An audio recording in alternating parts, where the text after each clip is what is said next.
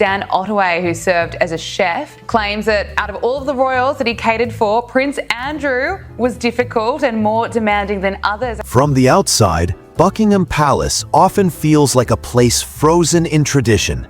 Glittering ceremonies, immaculate uniforms, and the quiet rhythm of royal duty. But the people who worked behind those walls have long said that life inside was far more complicated than what the public ever saw. And those private observations didn't come from critics on the outside. They came from the cooks, valets, cleaners, and footmen who spent their days navigating a hierarchy that demanded precision and restraint. As former employees have explained in interviews over the years, the royal household wasn't simply a workplace. It was an entire ecosystem built on rank, ritual, and discretion. Because of that structure, those closest to Prince Andrew often found themselves walking into an environment where expectations were high, mistakes were scrutinized, and speaking openly was considered nearly impossible. Many former staff members have said that the hierarchy inside the palace wasn't just strict, it was rigid to the point that it shaped every conversation, every task, every gesture. A junior employee couldn't question a senior one, and no one, no matter their frustration, would dare approach a member of the royal family with concerns. This atmosphere created a kind of silence that insiders now describe as both protective and suffocating. Protected were the reputations of the royals, particularly those like Prince Andrew, who grew up surrounded by extraordinary privilege. But suffocating was the reality for staff who felt they had no one to turn to when boundaries blurred or tempers rose. Some former workers later admitted that they learned quickly to keep their heads down and avoid attracting attention. And yet, within that silence, impressions were still forming. Employees observed everything: the moods, the preferences, the demands that varied wildly from one royal to the next. While King Charles, Princess Anne, and Prince Edward were often described by staff as courteous or disciplined, Prince Andrew became known in certain circles as far more unpredictable. His household developed a reputation that many long-serving workers quietly acknowledged but rarely discussed publicly. That unspoken tension became the backdrop for everything that would eventually surface years later. And understanding that environment is essential because it explains how early concerns about Prince Andrew's behavior existed long before any public controversies. Which leads to the first signs former staff said they noticed, not in his adulthood, but far earlier, as the quiet rules of palace life shaped the behavior of everyone inside. Former workers have said that Prince Andrew's patterns didn't suddenly appear in adulthood. They had roots in the earliest memories people shared about him. Those who spent years around the royal family often mentioned that even as a child, Andrew carried himself with a boldness that set him apart from his siblings. While King Charles was known for gentleness and Princess Anne for discipline, Andrew developed a reputation for pushing boundaries and testing patience. Retired grooms, kitchen staff, and attendants who spoke to British publications over the decades recalled moments that hinted at a strong-willed and sometimes abrasive personality. Some interviews described a young Andrew who enjoyed asserting himself, particularly around people who worked for the family. While many of these recollections cannot be independently verified, the consistency in tone across separate accounts paints a picture of someone accustomed to having authority from an early age. Certain anecdotes, circulated for years among palace insiders, suggested that his confidence sometimes crossed into impatience. Reports claim that staff remembered occasions where he reacted sharply to minor inconveniences or displayed a level of entitlement unusual even within royal circles. None of these incidents were severe on their own. But together, they created an impression that he expected obedience without question, an attitude some say followed him well into adulthood. At school, too, former classmates and teachers mentioned that Andrew could be charming when he chose, yet capable of sudden outbursts when things didn't go his way. Rumors suggest that his time at Gordonston amplified his confidence, and several documentaries referenced unflattering nicknames he was given by peers. Though these accounts vary, they share a similar theme. Prince Andrew was someone who understood the power of his position and wasn't shy about using it. As the years passed and he returned to the royal household as an adult, those early traits, assertiveness, impatience, a desire for control, didn't fade. Instead, according to former staff, they intensified inside an environment that rarely challenged him. And that brings us to the testimonies from residential staff members who spent the most time in his private quarters. By the time Prince Andrew established his own household within the palace, the people assigned to his daily service were often the ones who felt his temperament most directly. Former valets, housemaids, and attendants described an atmosphere that could shift quickly depending on his mood. Some workers who later spoke anonymously to British media said the pressure inside his section of the palace was unlike anywhere else. Expectations were high, mistakes were magnified, and gratitude was rare. Those who lived in staff quarters closest to his rooms found themselves constantly on alert. Reports claim that he preferred things done with precision, down to the smallest details, whether it involved clothing, room arrangement, or evening routines. Several former attendants recalled sudden demands that arrived at inconvenient hours, requests that seemed trivial but still required immediate action. These weren't emergencies or official duties. They were tasks that, according to those same workers, could easily have waited until morning. Over time, the emotional weight of these demands began to show. One former valet described feeling exhausted, not because of the workload, but because of the unpredictability. Employees said they often braced themselves for sharp remarks or criticism that arrived without warning. Other royals, like Princess Anne or King Charles, were known for being firm but fair. Prince Edward, several said, treated staff members with genuine warmth. But with Prince Andrew, the tone was different, colder, quicker to escalate, lacking the courtesy expected from a senior royal. Rumors circulated among workers about moments when he scolded staff over issues so minor they barely made sense. Wrinkles in bedding, misplaced objects, items arranged slightly differently than he liked. The most widely reported example involved a detailed layout of how personal items should be placed, an arrangement so specific that a laminated guide was said to exist to help staff avoid his frustration. While this detail has been shared in multiple outlets, workers insisted the impact wasn't humorous. It created a daily tension that wore people down. As these observations built up, a common theme emerged among those who worked closest to him. They felt that displeasing him, even unintentionally, could trigger an unpleasant reaction.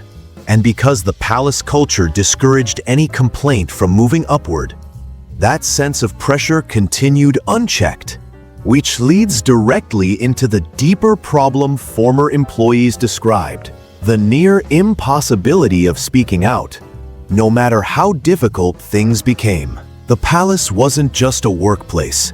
It was an institution that functioned on loyalty, hierarchy, and centuries of rigid protocol. Former staff members have said that this environment made it nearly impossible to raise concerns about any royal, let alone someone as senior as Prince Andrew.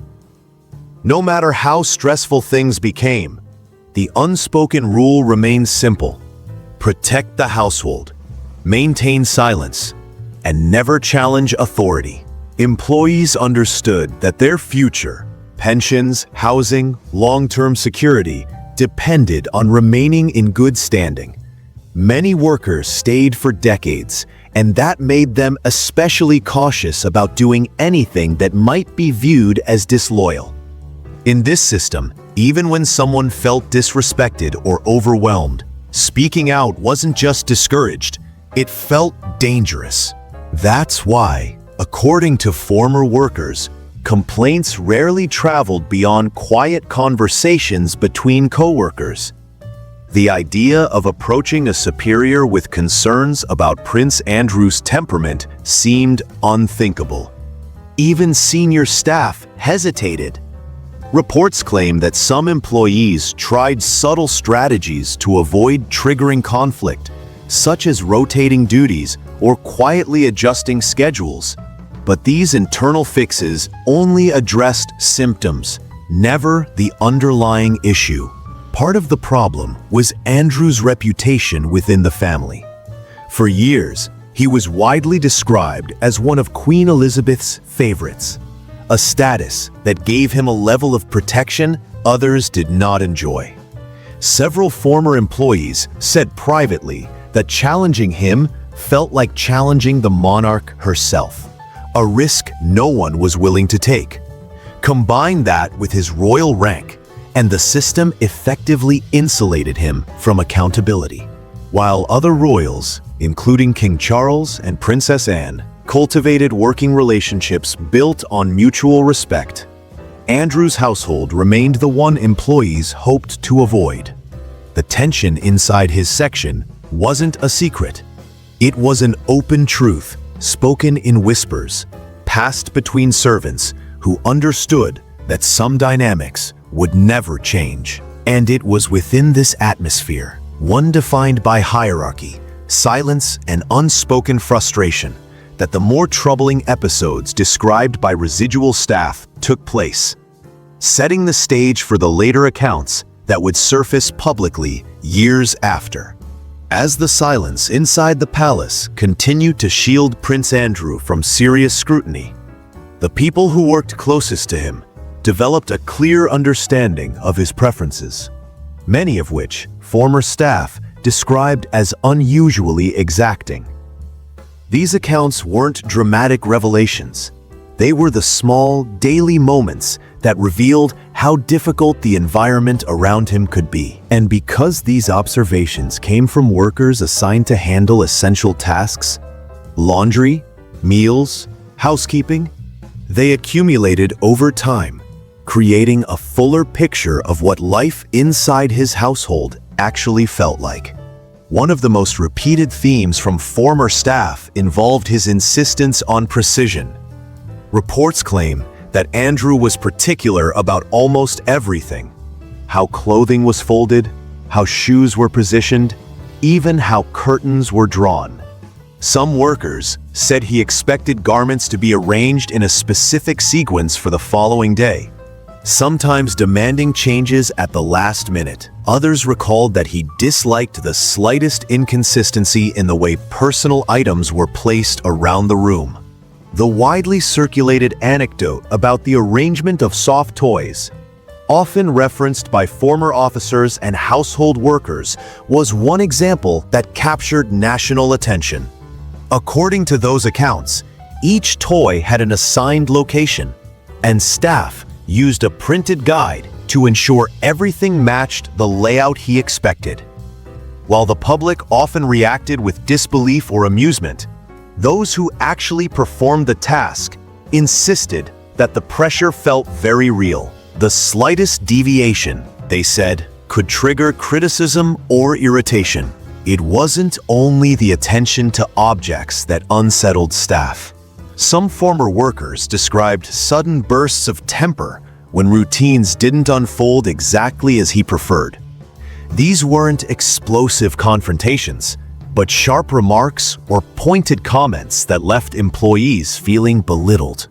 Unlike other royals, Prince Edward, for example, was often described as warm and easygoing.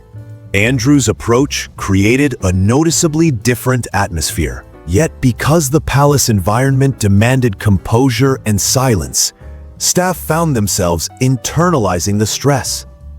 Several interviews years later revealed a pattern of workers feeling anxious before entering his rooms, unsure whether a harmless oversight might spark a negative reaction. That emotional tension only intensified as small patterns of behavior accumulated across weeks and months. And beyond the household staff, there were others who observed his habits from a different angle: his security officers. Their accounts, while carefully limited, added another layer to understanding how Andrew operated when he wasn't confined to palace routines. While housemaids and valets saw Prince Andrew's private routines inside the palace, his protection officers witnessed an entirely different side of his life, the part that unfolded outside royal grounds. And because these officers operated under strict limitations, their perspective carried a unique weight. They weren't there to assist with personal tasks or intervene in private matters. Their role was simple: keep him safe, maintain distance, and never interfere unless his security was at risk. Over the years, several officers who later spoke anonymously to British outlets described patterns that, in hindsight, made them uneasy. These observations were subtle, not accusations, just the kinds of things that stood out when viewed through the lens of later controversies. Some officers mentioned that Andrew's schedule often shifted unexpectedly, with sudden trips or late-night outings that weren't fully explained. Others recalled that visitors sometimes arrived without the usual paperwork or scheduling that most senior royals adhered to. Because officers weren't allowed to follow him into private rooms or question his company, they simply watched from the sidelines. Reports claim that this created a sense of quiet frustration, particularly when encounters felt unusual but still fell outside the scope of security concerns. One officer described it as seeing only half the picture: present but never informed, responsible but powerless. The palace structure reinforced these boundaries. Officers understood that raising concerns about a senior royal's private activities wasn't part of their role. Even if something seemed irregular, they couldn't intervene without clear justification. And with someone like Prince Andrew, whose confidence and authority were well known among staff, almost nothing reached the threshold required for intervention. These small fragments of uncertainty didn't mean wrongdoing. They simply revealed how insulated he was from accountability. The officer's job wasn't to judge his choices, and they never portrayed their observations as evidence of misconduct. But their reflections showed how little oversight existed around a royal who already held significant freedom inside the palace. And when Andrew's public controversies erupted years later, these old observations found new relevance, prompting many former workers to reconsider moments they once dismissed as routine. That shift in perspective brought decades of quiet frustration into the public eye, opening the door for more voices to speak. For decades, the recollections of palace staff remained locked behind a culture of silence. Most workers assumed their experiences would never be shared publicly. But everything changed when Prince Andrew became the subject of intense media scrutiny in the 2010s. Suddenly, old details that once seemed insignificant took on new meaning, and former employees felt compelled to speak more openly about their time in his household.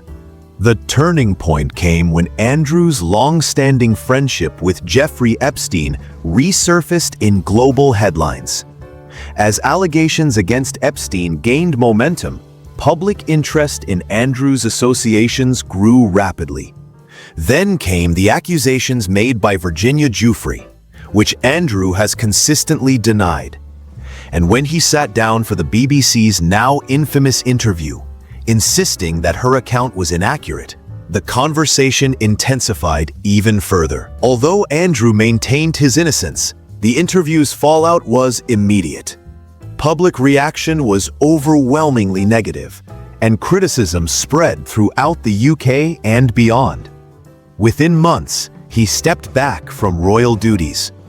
Later, in 2022, he reached a civil settlement with Geoffrey, with no admission of liability. Despite the legal closure, the damage to his reputation was substantial. This was the moment former staff began sharing their experiences with far more candor. Retired workers, no longer bound by fear of losing their positions, started giving interviews about what they had seen inside the palace. They didn't claim knowledge of criminal acts. Their focus stayed on behavior, temperament, and the patterns they believed reflected deeper issues. Their accounts highlighted how long-standing frustrations, once relegated to whispers between employees, suddenly felt relevant to the public narrative. The combination of his loss of titles, restrictions on his public role, and the broader scrutiny surrounding the royal family created a space where silence no longer felt necessary. Workers who had once remained quiet out of loyalty now felt they had nothing left to lose by describing their experiences. And when these accounts reached the public, a new question emerged. If so many people had felt uncomfortable or concerned for decades, why hadn't anyone spoken sooner? The answer leads to the final and most revealing theme: how an insulated system can shape a royal's behavior without ever confronting it. When all these accounts, from childhood recollections to staff testimonies to security officer observations, are placed side by side, a broader theme begins to take shape. None of these details, isolated on their own, prove anything dramatic.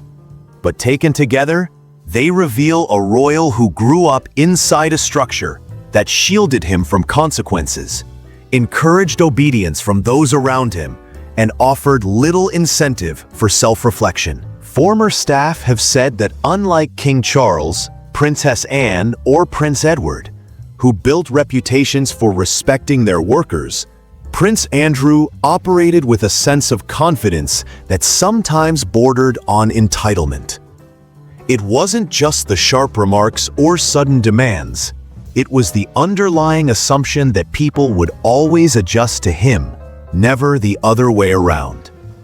Years of privilege, combined with his position as one of Queen Elizabeth's favored children, only reinforced that mindset. This is why, in the eyes of many observers, the later scandals didn't feel disconnected from his earlier life. Instead, they seemed like the public culmination of habits that had been forming for decades. Social media discussions, documentaries, and longtime reporters often point to these staff accounts as clues to a larger pattern. Someone accustomed to freedom, protected by status, and rarely challenged by those around him. But it's important to note that these interpretations are just that, interpretations. Prince Andrew has denied all wrongdoing in the most serious accusations against him, and the civil settlement made in 2022 did not involve any admission of guilt. Still, public opinion shifted dramatically, and the monarchy responded by removing his military titles, stripping his patronages, and limiting his ability to act in any official royal capacity. This dramatic fall from grace prompted many to ask a final question. If these are the accounts that made it into the public record, what remains untold behind palace walls? Former workers, now retired and unafraid of losing their livelihoods, suggest that much of the royal household's inner world will never be publicly disclosed. But the small details that have emerged over the years, those whispered recollections from the people who observed the royals at their most unfiltered, offer enough insight to shape the public's understanding of Prince Andrew today. And for many viewers, that opens a lingering curiosity about what else might surface in the future, especially as more former staff feel comfortable speaking out about the realities they once kept hidden. Looking back at everything former palace workers have shared, one thing becomes incredibly clear. What the public saw on royal balconies and glossy magazine covers was only a fraction of what unfolded behind the scenes. Prince Andrew's rise, his behavior, his influence, and ultimately his downfall didn't happen in a vacuum. They were shaped by an environment where silence was expected, loyalty was demanded, and reputation mattered more than accountability.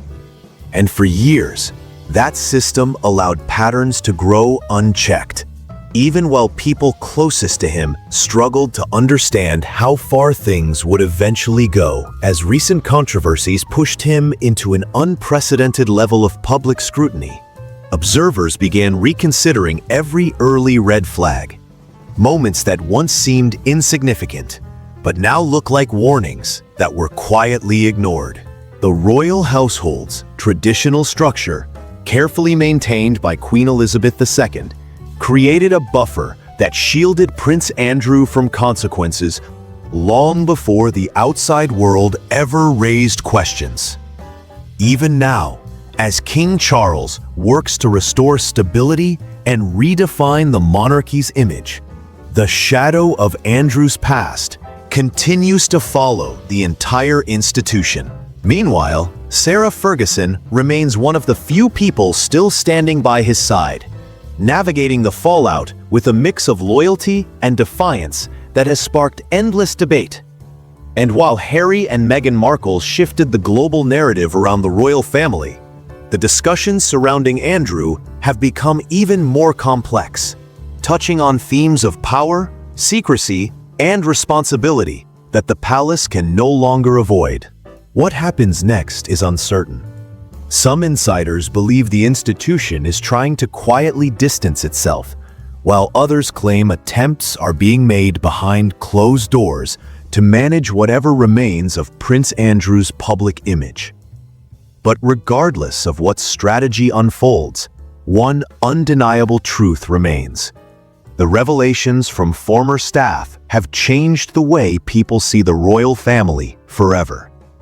Because once the curtain has been pulled back even slightly, it becomes impossible to look at the monarchy the same way again.